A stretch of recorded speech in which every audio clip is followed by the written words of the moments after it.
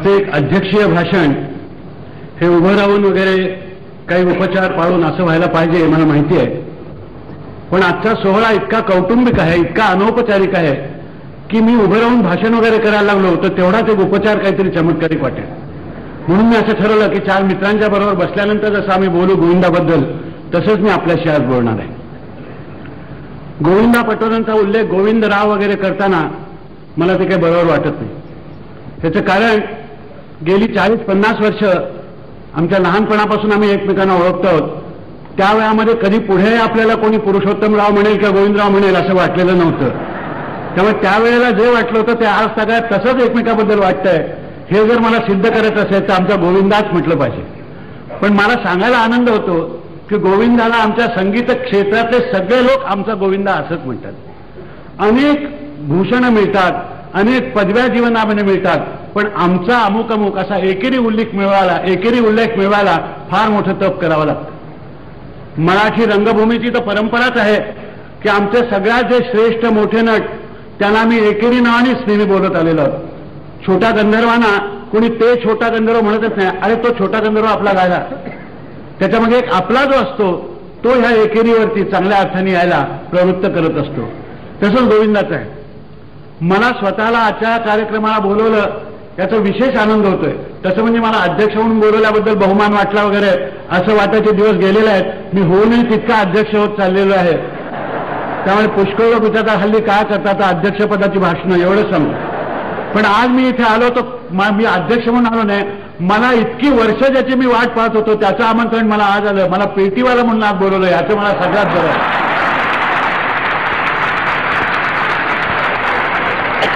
तुम्हाला काय सांगू, मी पेटी वाजवतोय लोकांना ठाऊकच.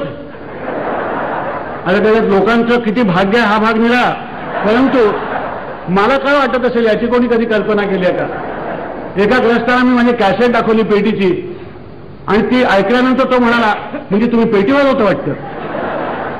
म्हणजे एखाद्या बाईने आपलं मूल दाखवावं माझं बाबा बघा हा म्हणून किंवा माझी बेबी बघा म्हणून, आणि त्यांनी म्हणा म्हणजे आपलं लग्न झालं वाटतं असं विचारण्यासारखं आहे. पण आज मला इथे बोलायला वाटतं. त्याबरोबर एक माझी गोची मात्र करून ठेवलेली आहे, तीही मला माहिती आहे. म्हणजे गोविंदाबरोबर जुगलबंदी असं केल्यामुळे मात्र मला धास्ती वाटायला लागलेली आहे. मी आतापर्यंत भीतीने पोटात गोळा येतो हे ऐकलेलं होतं, पण बोटात गोळा येतो हे मला आज लक्षात आलं.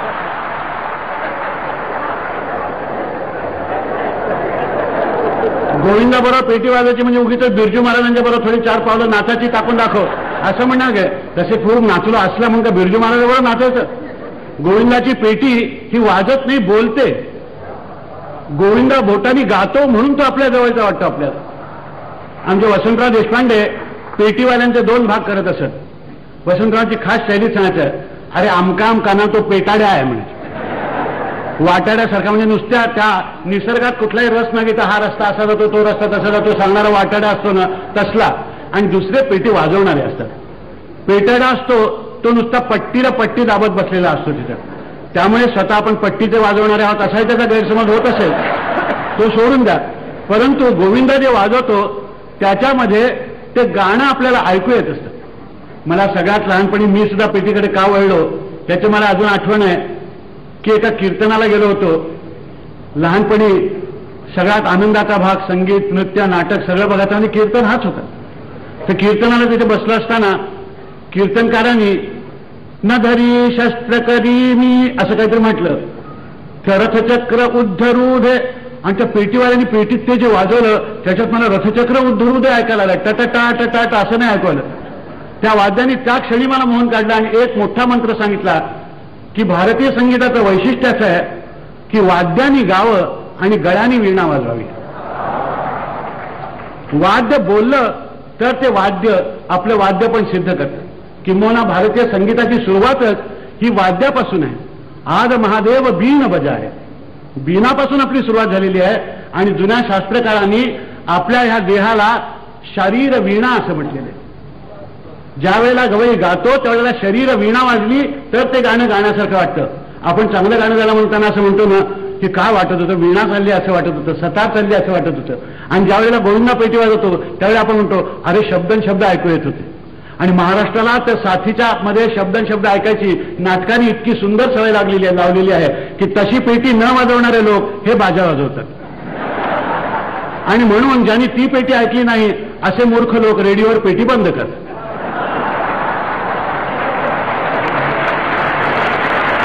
याचं कारण आहे त्यांनी पेटी ऐकलीच नाही, त्याला ते काय करणार, त्यांनी बाजेच ऐकले. आमच्या सुदैवाने आमच्या महाराष्ट्रामध्ये असा एक गोविंदराव झाला की त्यांनी अशा 50 गोविंदरावांना स्फूर्ती दिली की अरे हे वाद्य सुद्धा किती मोठं आहे ते पहा. आतापर्यंत कोपऱ्यात असलेलं वाद्य गोविंदरावांनी गवळ्याच्या बैठकीमध्ये मध्यावर आणून ठेवलं गोविंदराव टेंब्यांनी. त्या गोविंदराव टेंब्यांची आठवणच नाही की जणू काय त्यांच्याकडे अनेक वर्ष ज्याचं शिक्षण झालं असं वाटावं, असं वाजवणं आमच्या गोविंदाचं आहे. मला सांगायला अतिशय आनंद होतो की गोविंदा हा कुणाकडेही शिकला नाही, म्हणूनच तो इतकं चांगलं वाजवतो. कारण जे शिकलेले लोक पाहिले त्यांची आणि त्यांच्या गुरुची यापैकी कोणाची कीव अधिक करावी हे कळत नाही. म्हणजे आज गाणं आहे त्यांच्याबद्दल असं माझं म्हणणं नाहीये, ते सगळे थोर लोक आहेत त्यांच्याबद्दल मला काही बोलायचं नाही. परंतु न शिकल्याचं कारण काय की आमच्याकडे सगळ्यात जास्त शिक्षण कोणाचं झालं, एकलव्याचं झालं, ज्यांनी मनाने गुरु वारला. सगळ्यात मोठा शिष्य कोण आमचा, एकलव्य, की ज्याला गुरुचं नाव सुद्धा सांगता येत नव्हतं, गुरुची भेटही झाली नव्हती, पण मनाने त्यांनी एक गुरु वरला होता. त्यांनी मनाने गुरु वरला नव्हता, त्यांनी मनाने वरलं होतं ते धनुष्यबाण. धनुष्यबाण एकदा मनाने वरल्यानंतर त्या धनुष्यबाणाचं काय कार्य आहे, त्या धनुष्यबाणाची गोडी कशी, हे ताकद कशात आहे, हे सगळं त्याला उमलायला लागलं. गोविंदा वयाच्या 8व्या-9व्या वर्षी पेटी वाजवायला लागला. गुहागर सारख्या लहान गावामध्ये त्याला असं काय वाटलं, कुठला क्षण त्याच्या आयुष्यात आला मला सांगता येत नाही, पण जो आला त्या क्षणाने त्याचंच नव्हे तर महाराष्ट्रातल्या रसिकांचं भाग्य उदयाला आलं असं मी म्हणेन. एक उत्कृष्ट पेटी आपल्याला ऐकायला मिळाली. गोविंदाच्या पेटीबद्दल मी काय सांगू, आज अनेक पेटीवाले इथे आलेले आहेत मोठ्या प्रेमाने. मग टेंब्यांनी हे वाद्य प्रतिष्ठेला नेऊन पोचवलं. ह्या वाद्यामध्ये ख्याल वाजवता येतो, ख्याल गायल्यासारखा वाटतो हे त्यांनी दाखवून दिलं. त्याच्यापूर्वी साथीचं एक वाद्य बाजूला टाकलेलं, अशा रीतीनेच ते होतं. गोविंदरावांनी त्या वाद्याला मोठेपणा दिला. असा मोठेपणा ज्याप्रमाणे सनईला बिस्मिल्लाने दिला. नाही तर सनई देवळाच्या कोपऱ्यात कुठे वाजायची, कुठून वाजते माहिती सुद्धा नसायचं.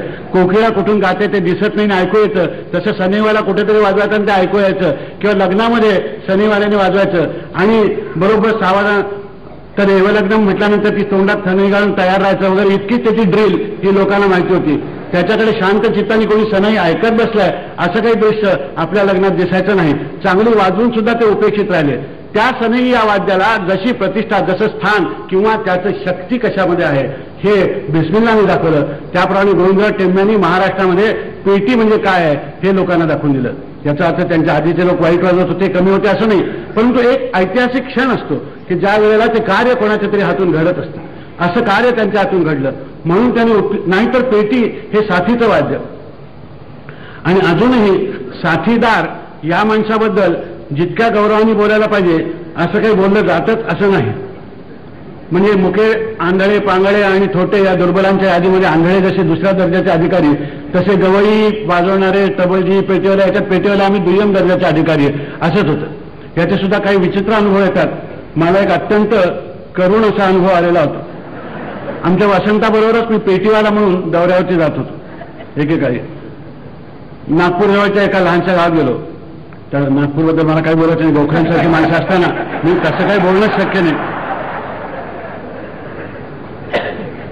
पण वस्तुस्थिती आहे, त्याच्या जवळच्या एका तालुक्याच्या गावाला आम्ही वसंताचं गाणं होतं. वसंताचं गाणं होतं, तो माझ्या मागल्या गाडीने येणार होता, मी आधीच्या गाडीने गेलो. त्यांना पु ल देशपांडे येणार आहे तो काही सांगितलेलं होतं. त्यावेळेला माझा लेखक म्हणून दुर्लौकिक बराच वाढलेलाही होता, त्यामुळे पु ल देशपांडे येणार आहेत का असं सगळं त्यांच्या चेहऱ्यावर असायचं. मी त्या स्टेशनवर उतरलो. 5-6 माणसं पाहुण्यांना घ्यायला आली होती. आता सराईत डोळ्यांना संस्थेचा चिटणीस कोण असतो हे चटकन लक्षात येतं. प्लॅटफॉर्म तिकीट न करता शिरलेला मनुष्य जसा दिसावा तसा तो प्लॅटफॉर्मवर दिसत असतो आणि तो ओळखता येतो आपल्याला, हा संस्थेचा चिटणीस. क्वचित प्रसंगी त्याच्याकडे एक गुरुवारी दत्तालाच घ्यायला योग्य अशा प्रकारचं हाराचं पुडकं असतं. त्याच्यामध्ये त्या हारापेक्षा कागद अधिक असतात, ते सोडवत वगैरे हे सगळं मला पाठ झालेलं होतं. त्यामुळे त्यांना मी ताबडतोब ओळखलं. ओळखल्यानंतर ते पुढे आले आणि म्हणाले, ते पु ल देशपांडे यायचे होते ना या गाडीला. मी ओळखलं, गडबड आहे. म्हटलं काही कल्पना नाही बा. म्हटलं मी वसंतरावांच्या बरोबर आले. आपण कोण? मी म्हटलं त्यांचा पेटीवाला. असं होय. म्हणजे माणसाच्या चेहऱ्यावर निराशा किती दिसू शकते याचा जर मला कोणी अभिनय करायला लावला तर तो आठवून मी परत करत असतो. आज असं होय म्हणून बाळा यांना घेऊन जा. त्याप्रमाणे आम्हाला कोणतरी त्याच्यातला घेऊन गेला. मोठा बंगला होता जुन्या पद्धतीचा. त्याच्या ओसरीवरती इथे टाका म्हणाला तुमचं का असेल.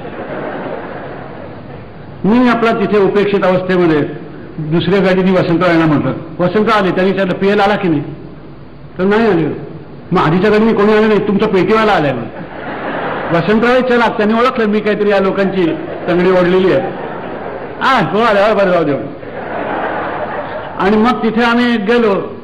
तिथे पेटीच्या आम्ही शेवटी गाणं सुरू व्हायच्या अगोदर जेव्हा फारच झालं अजून फुलं आली नाहीत. काय झालं एखादा येणारा पाहुणा आला नाही. म्हटलं आता ह्यांना जास्त धपाधप करायला लावण्यात काय अर्थ नाही. म्हटलं माफ करा तुमची हरकत नसेल तर मीच पु ल देशपांडे. तेही काय त्यांना तितकंसं खरं वाटत नव्हतं. कारण पु ल देशपांडे पेटीची साथ करणं इतकं हलकं काम कसं करतील असंही त्यांना कदाचित वाटलं असेल. कारण जरा ते रईस वगैरे असे लोक होते. बैठकीला आम्ही बसलो होतो त्यामुळे रुजामे घातलेले मोठे छान असं वातावरण गजरे बिजरे सगळं होतं. असे सगळे लोक बसले होते आणि फक्त तिथे उणीव होती ती श्रोत्याची. वसंतरावांची पहिली 15-20 मिनिटं गेली. एकाही समेला दाद नाही कुठे काय नाही. पण वसंतरावांचे तसे खंबीर होते. त्याने भाई आज रियाज करून घेऊया आपण. आम्ही रियाज करायला सर्व काही घेतला त्याने. पण ते चालू असताना एक दरवाजातून असा आवाज ऐकत होता. वाह वाह क्या बात है बहुत अच्छे. मी तुम्हाला खरं सांगतो पाण्याचा झरा दिसावा ताणलेला तसं तो वा वा वगैरे मला वाटायला लागला. त्या कारण बाकीचे म्हणजे असे बसले. एखाद्या फोटोग्राफरने असा फोटो घेतला असता तर शोकसभेचा ठराव ऐकताना असं खाली मथळ जायला काय हरकत नव्हती. असे ते बसलेले होते. काय करावं काय. मी हैराण होतो. वसंतराव अजिबात हैराण होत नव्हते. वा वा वगैरे सुरू झालं. तर कोपऱ्यात एक बिचारा मनुष्य अंग मोडून बसला होता. आणि मी म्हटलं आप आइए हाँ यहाँ आ गए. म्हटलं आइए. मग मी निरखून पाहिलं. ज्या टांगेवाल्याने मला आणलं होतं त्या बंगल्यात तो टांगेवाला होता. परमेश्वरांनी गाणं ऐकण्याचं बीज त्याच्या कानामध्ये ठेवलेलं होतं आणि ह्या लोकांना काहीही ठेवलेलं नव्हतं. निसर्ग असे चमत्कार किती करतो. शेवटी त्याला पुढे बसवलं आणि रात्रभर त्या एका माणसासाठी आम्ही गालो आणि वाजवलो. हा चमत्कार भारतीय संगीतातच होऊ शकतो. कधी तुम्हाला कुठे काय मिळेल हे सांगता येत नाही. गुहागर सारख्या गावी कोकणात इतर माणसं काय वस्तात इतर रीतीने होत असताना गोविंदा पेटी इतकी चांगली वाजवणारा कसा झाला हे कोणालाही सुटणं शक्य नाही. ही ओढ का लागते हे काहीही कोणालाही कळलेलं नाहीये. म्हणून मी नेहमी म्हणतो की गाण्याला नुसती ट्युशन असून चालत नाही. इंट्युशन लागते. ट्युशन पाहिजे परंतु आतलं असं झरा मूळताची खरा असल्याशिवाय गाता येत नाही. गाण्याच्या पदव्या मिळतील अलंकार अमुक तमुक ते सगळं होता येईल फक्त गवई होता येणार नाही. असं नाही चालणार. त्याला आतून ते मिळालं आणि ते आतून अंतःकरणात मिळालं म्हणून ते बोटाने निघालं. पेटीवाला हा बोटाने पेटी वाजवतो ही जी समजूत आहे ही अगदी चूक आहे. सगळं साहित्य हाताने निर्माण झालं असं म्हणण्यापैकी असं नाही निर्माण. पेटी ही मनानेच तयार आतच वाजत राहावी लागते. आत नुसती वाजत राहावी लागत नाही. आत गाणं असावं लागतं. आणि म्हणून मला नेहमी वाटतं की वाद्यकार हा वाद्यातून गात असणारा मनुष्य असतो. आज जर ह्याच्या नटसुंदरी करकोपा गाणं फुललेलं नसलं तर तो पेटी वाजवताना नुसतं टटटा टटटा टटटा एवढंच वाजवेल. त्याच्यातला हा गवई आहे. आतून गवई आहे म्हणून त्याच्या बोटातून तो पेटीचे स्वर तुम्हाला गवयासारखे दाखवत असतो. हे त्याचं मोठं स्थान आहे. या पेटीवरती असंख्य अशा प्रकारचे आरोप केले गेलेले आहेत. हे अपूर्ण वाद्य आहे वगैरे. अपूर्ण आहे. या जगामध्ये पूर्ण असं काहीच नाहीये तसं बघायला गेलं तर. तशी सगळीच वाद्य आपापल्या परीने अपूर्णच आहेत. असं एकही वाद्य नाही की ज्याच्यामध्ये सगळी अंग आमच्या भारतीय संगीताची अगदी तंतोतंत जशी हवी तशी येतात. परंतु स्वरवाद्यामधून व्यंजन वाजतंय असं दाखवणं ही त्या कलावंताची किमया असते. आम्हाला मी मगाशी सांगितलं त्याचा अनुभव आहे. मला आता ही गाणं ऐकताना एकदम आठवलं की आम्ही बालगंधर्वांची नाटकं बघायला जात होतो. आमच्या दोघांचं तसं बघायला गेलं तर घराणं एकच आहे की एकलव्यासारखे आम्ही बालगंधर्व घराण्याचे दोघे जण शागिर्द आहोत. हा मोठा शागिर्द आहे. मी त्यामुळे अत्यंत छोटा आणि नालायक शागिर्द आहे ते सोडून द्या. परंतु एकाच गुरुला आम्ही स्मरून वाजवायला बसत असतो. तर त्यांच्या गाण्याला आम्हाला इतर काही कळू दे परंतु एक गोष्ट मोठी कळली म्हणजे ऑर्गन, सारंगी आणि तबला याच्यातून नुसते स्वरच येत नाहीत तर व्यंजन सुद्धा येतात हे त्यावेळी कळतं. नारायणला ज्यावेळी गायचे आणि शुभग शुभपदाला म्हणायचे त्यावेळेला कादर बक्षक, केशवराव कांबळे आणि थिरकवा हे तिघे जण एकत्र येऊन ते शुभग शुभपदालाची जागा परत जेव्हा घ्यायची त्या पिठात बसलेल्या आम्हाला शुभग शुभपदाला हे शब्द ऐकू येत असत. ह्याला साथ म्हणायचं. ती पूरक साथ असायची. साथ ह्याचा अर्थ नुसता अनुसरण नाही, तो अनुचर नसतो गवयाचा, तो गवयाचा सहचर सुद्धा असतो.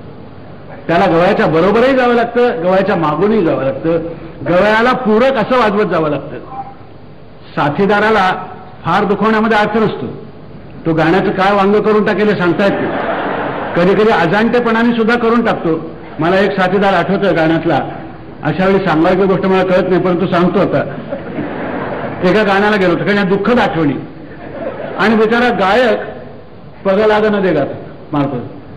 आता त्या पेटीवाल्याचं त्याविषयी काय झालं तर कळतो. तो बिचारा पगलागन दे अशी निषादावरती सुंदर सम दाखवत होता आणि पेटीवाला दे टा कोण तो सामूहिक सर्जात होता. आम्हाला शेवटी अस्वस्थ व्हायला लागलं, गुदमरायला लागलं. तो निषाद दाखवताना हा टा असं सारखं दाखवायला लागला. शेवटी केशवराव भोळे मैफिलीवर बसले होते. ते असे तोडत त्याच्यापर्यंत गेले. त्याचं बोट धरलं. निषादाची पट्टी ही म्हणाले, ही दाबा म्हणाले. मगासपासून ऐकतो डोक्याला त्रास झालेला आहे. तर तो जो सहचर असतो, गाण्यातला साथीदार असतो, तो गाण्याची नुसती नक्कल करतो असं समजू नका. सुराला सूर देणं हे साथीदाराचं काम नाही आहे. सूर कुठल्या अंदाजाने लावलेला आहे, सुराचं वजन काय आहे, सूर कुठल्या रिलेशनशिपमध्ये दाखवलेला आहे, सूर हा मध्यमाश्रयी आहे का गंधर्वाचा आश्रय घेऊन वर चढलेला आहे, हे सगळं त्याला जेव्हा कळत असतं आणि एकाच गवयाच्या बाबतीत नव्हे नाना तऱ्हेच्या गवयाच्या बाबतीत त्याला जेव्हा कळत असतं त्यावेळेला तो खरा साथीदार होतो. आणि गोविंद आमचा तसा साथीदार. गोविंदा उद्या आग्रेवाल्यांच्या बरोबर बसला तर आग्रेवाल्यांच्या जातीने कसं जायचं, जयपूरवाल्यांच्या बरोबर बसला तर त्यांच्या जातीने कसं जायचं, मानिनी बरोबर असला तर टप्प्याच्या अंगाने कसं जायचं, आणि नाट्यसंगीत वाजवताना नवा नट असला तर त्याला पूरक काय वाजायचं आणि तरबेज नट असला तर त्याला अधिक चांगलं वाटेल असं काय वाजायचं, या सगळ्या खुब्या ह्या गोविंदाला माहिती आहेत. त्याचं कारण आहे त्यांनी या वाद्यावर अतोनात प्रेम केलेलं आहे. त्याच्याशिवाय ते येत नाही.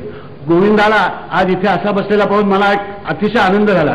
पुष्कळ दिवस मनात होतं की हा नेहमी प्रेक्षकांकडे पाठ करूनच बसलेला असतो. जणू का धूत आपण मानत नाही असं पण पाठ करून इथे वाजवत असतं. आजचा प्रसंग चांगला आला की त्याला सामने सामने असं एकदा प्रेक्षकांच्या पुढे आलं. मगाशी त्याला मी आवरत होतो. मालिनी वेळी गायला लागल्यानंतर तो चुळबुळ करायला म्हणजे तू उठून जाऊन बसशील पेटीवर. तसं नाही, आज नाही, आज तुझ्या गौरवाचा समारंभ आहे असं सांगितलं. तर ही सगळी गायकी, सगळ्या अंदाजाची गायकी त्याला माहिती आहे. म्हणून तो पेटीची साथ करताना गवयाचंच गाणं पुढे गेलं असं वाटतं. पुष्कळशे पेटीवाले काय करतात, ते साथीदार काय करतात की मुझे भी गिन लो असं म्हणून वाजवायला लागतं. म्हणजे गवई तिथे गंधारापर्यंत जेमतेम कामगत करत असताना हे वरच्या शड्याला लागून बिगून हिंडून येत असतात. मग त्याचा बट्टा बोळ सगळा त्यांनी जी काही स्कीम केलेली असते गाणं मांडण्याची याच्यातला. गोविंदा असलं अतिक्रमण कधीही करत नाही वाजवत. काय चांगले पेटीवाले असं अतिक्रमण करत नाही. याचं कारण आहे आपल्याकडे तशी खरोखरच उत्तम पेटीवाल्यांची महाराष्ट्राने अभिमान बाळगावा अशी परंपरा झालेली आहे.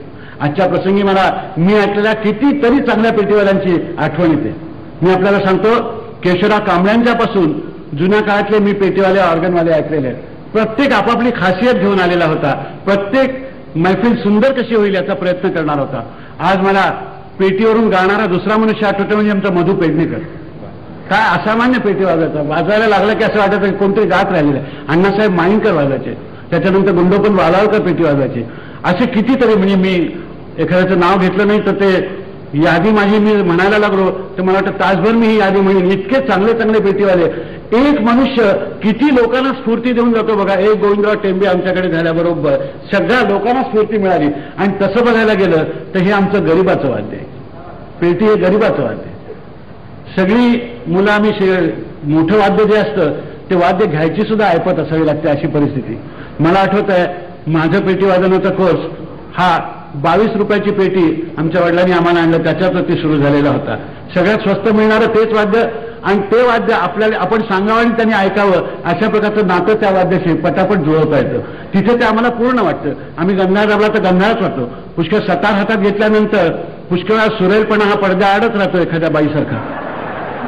नुसता पडद्यावरच हात गेलेला असतो, पडद्याच्या आतला सूर जो आहे तो बाहेर येतच नसतो, असं होत असतं. किंवा गज चालू असताना तो सूर सुद्धा गजभर कुठेतरी लांब राहिलेला आणि सारंगी झालो. पूर्ण आणि अपूर्ण याला काय अर्थ आहे मला कळत नाही. माझ्या हातात सारंगी दिली तर सारंगी इतकं बेकार वाद्य नाही असंच सगळेजण म्हणाला ना. मी कधी वाजवलेलीच नाही. वाजवतो कोण याला महत्व आहे. चांगल्यातला चांगला सुरात लागलेला तबला सुद्धा बेताल वाजवेल ना मनुष्य, त्याला काही कठीण नाही आहे. तबलजी म्हणवणारे सुद्धा बेताल वाजवतात पुष्ट वेळेला, इतरांची कशाला गोष्ट. तर सुरेल वाद्य वाजवायला तो कान असला की वाद्य असला तर ज्याच्यात अपूर्णता आहे ते वाद्य सुद्धा पुरवतं. पेटीबद्दल काही ना काहीतरी असे गैरसमज होते, तो बाजाच आहे, ते भिकारच आहे, असे पुष्कळ लोक ते सिद्ध करायला नाही, पण त्याच्यामध्ये ते अमुक निघतात अमुक निघतात. मी म्हणतो तुम्ही कशाला सांगता.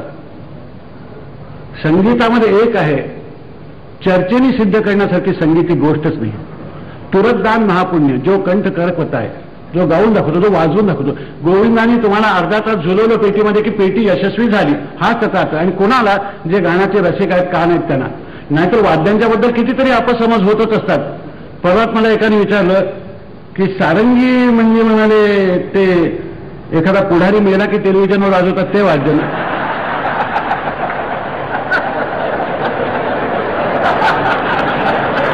काय त्या सारंगीची अवस्था मला सांग. आपण अशा पुष्कळ गोष्टी गमतीदार करत असतो.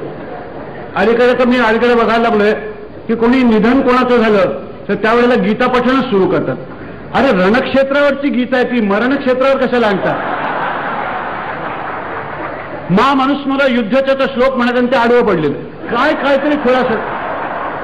तसं ते सारंगीचं वाद्य इतकं चांगलं वाद्य की ठुमरीमध्ये सारा शृंगार तुमच्या डोळ्यापुढे उभं करणारं वाद्य. कोणाच्या मरणानंतर टॅ टॅ टॅ करून तो वाजवतात. साध्या सुद्धा माणसाला वाटत होते कोणी मेलं की त्याचं हे वाद्य दिसतं बहुतेक. म्युन्सिपाल्टी दिवशी शवपेटिका म्हणजे ही काय फिरायला जायची गाडी नाही हे कळतं लोकांना. तसं ते वाद्य आलं रे आलं की मला तर भ्यास होतं काय झालं आज. म्हणजे आपण मूर्खपणाने हे गाण्यात नसलेले लोक राजकारणात असतात आणि तिथून सगळं घाण करत असतात.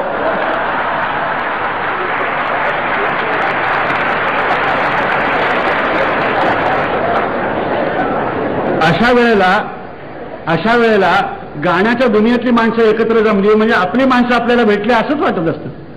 आज जर इथे बघायला गेलं तर मुंबई शहरातली संगीताची सगळी रसिकता आज इथे मौजूद आहे. आणि कशाला आलेली आहे की एक उपेक्षित अशा जागेवर बसणारा आमचा पेटीवाला, त्यांनी जो त्यांना दिलेला आनंद आहे त्याच्याबद्दलची कृतज्ञता व्यक्त करण्याची संधी शोधत होती. आज निसर्गाच्या कृपेने त्याला 60 वर्ष लागलं म्हणून आपण त्याला आज अभिष्टचिंतन करण्याचा नुसता एक काहीतरी निमित्त आपण शोधून काढलं. असं आपण 75व्या वर्षी काढणार आहोत हे मी त्याला आजच सांगून ठेवतो. तर अशी यांनी आयुष्यभर सुंदर अशा रीतीने साथ केली. गाणी वाजवली, गाणी नुसती वाजवली नाहीत तर गाण्यामध्ये रंगत भरली. रंगत अशा रीतीने भरली की आपण भरतो याची जाणीव इतर कुठल्याही मार्गाने त्यांनी लोकांना करून दिली नाही. गोविंदा पेटीला आहे हे फक्त आमच्या कानाला आणि मनाला कळायचं, डोळ्याला कळत नसे.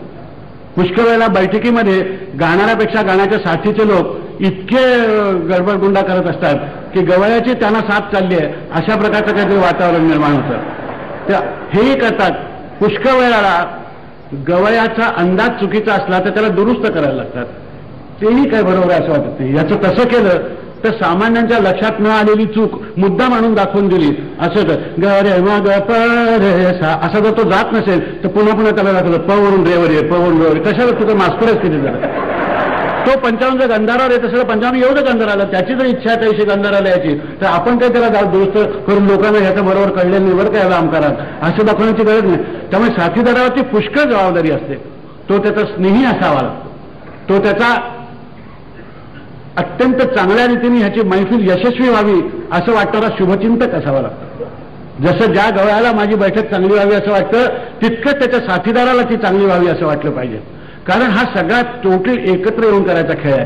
आणि खेळ कसला आहे? कैवल्यात्मक स्वरूपाचा खेळ. गोविंदाची पेटी वाजवली, आम्ही ऐकली म्हणजे काय ऐकलं असं जर कोणी विचारलं तर शब्दांनी काही सांगता येत नाही. आणि जगामध्ये सगळ्यात मोठा आनंद कुठला असं विचारलं तर अनिर्वचनीय हा आनंद, म्हणजे ज्याला वचन नाही, ज्याला शब्द सांगता येत नाही तो आनंद. तो आनंद आमच्या भारतीय संगीतात मिळत असतो. भारतीय संगीताचं वैशिष्ट्य काय सांगितलं की मला विचारलं एकाने की तुमच्या संगीतात हे चालू असतं ह्याचा अर्थ काय. मी म्हटलं की भारतीय संगीताचं सगळ्यात मोठं वैशिष्ट्य हे आहे की तिथे अर्थ नाही. आमच्या संगीताला अर्थ नाही हेच सगळ्यात मोठं आहे. व्यर्थी अधिकाचे अर्थ असे तो जास्त दिसे त्या म्हणती पिसे. बागेश्री गायला म्हणजे काय झालं, बागेश्री गायला एवढंच झालं, बाकी दुसरं काहीही झालं नाही. यमन गायला म्हणजे काय झालं, यमन गायला हेच झालं. याच्यातून फायदा काय झाला वगैरे असं कोणी विचारला तर त्याला गुलाब दिल्यानंतर तो त्याचा गुलकंद करायला जाईल याची खात्री बाळगा वास घ्यायच्या अगोदर. भारतीय संगीताचं हे सगळ्यात मोठं वैशिष्ट्य त्या कैवल्य स्वरूपाचं आहे. म्हणून आम्हाला लोक वेडे म्हणतात. आम्ही आजचंच गाणं ऐकून नव्हे तर 25-30 वर्षापूर्वीचं 50 वर्षापूर्वीचं गाणं ऐकून सुद्धा क्या बात आहे असं एकदम म्हणतो. आणि मला आणि गोविंदाला लगेच कळतं की अरे त्या बैठकीबद्दल आपण बोलतो. ही भाषा ही आमची एकमेकाच्या ये हृदयीचे ते हृदयी घातले असं ज्या वेळेला संगीत एकमेकाच्या हृदयातून गेलेलं असतं त्यावेळी होतं.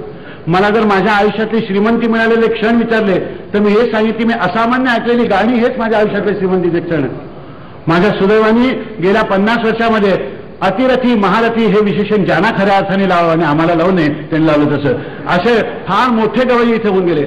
मी काय सांगू, पैशात आणि कशात काय किंमत करायची. वजेभावांच्या दैवताला किती रुपयात मोजणार तुम्ही.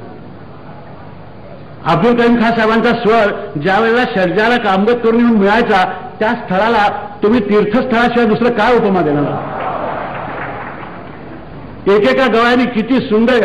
मी या गोविंदाचीच तुम्हाला गोष्ट सांगतो. मी होनाजी बा हे नाटक अनेक वेळा का बघायला गेलो की गोविंद आणि दामू हे साथीला असायचे आणि मधल्या ह्याच्यामध्ये त्या आमच्या साहित्य संघाच्या उघड्या मैदानात मध्ये पेटी गोविंदाचं ऑर्गन आणि त्या दोघांचं इतकं चालायचं की ह्या नटांनी त्यातले गाण्याचे शब्द बदलले.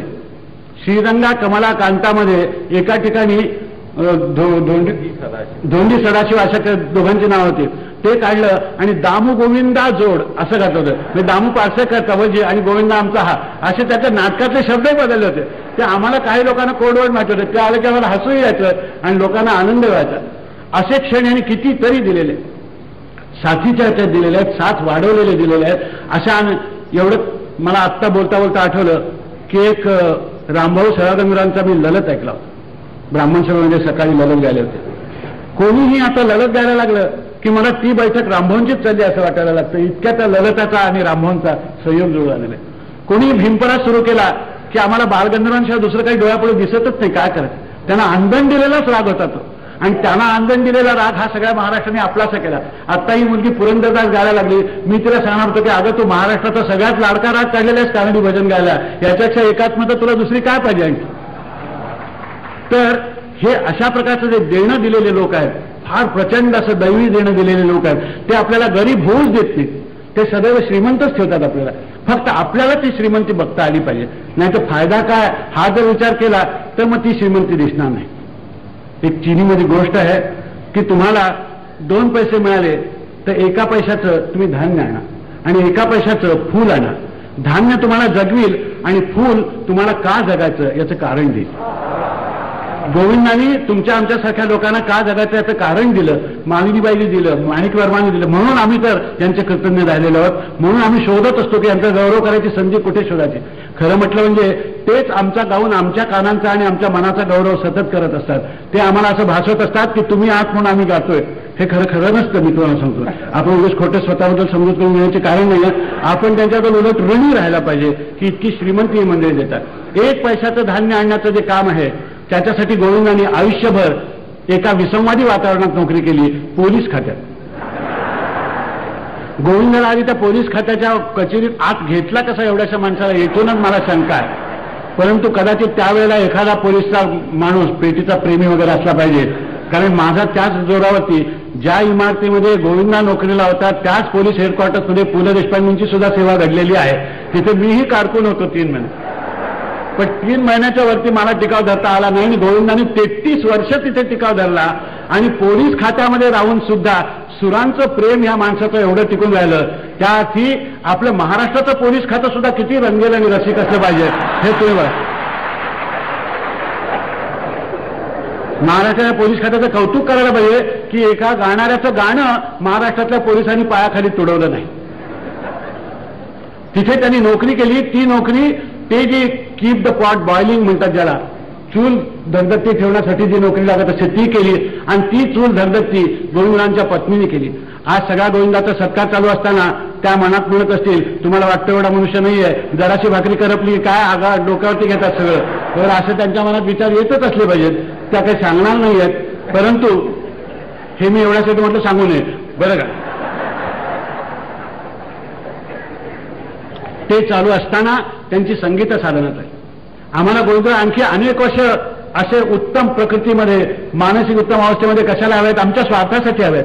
आम्हाला चांगली गाणी ऐकायची आहेत आणि चांगलं गाणं उजव्या बाजूला गोविंद असल्याच्या डावाला गोविंद असल्याच्या आम्हाला ऐकायलाच मिळत नाही, अशी आमच्या मनाची धारणा त्यांनीच करून दिलेली आहे. त्या अपराधाबद्दल तरी त्यांना उत्तम अशा प्रकारचं आयुरारोग्य लाभलं पाहिजे.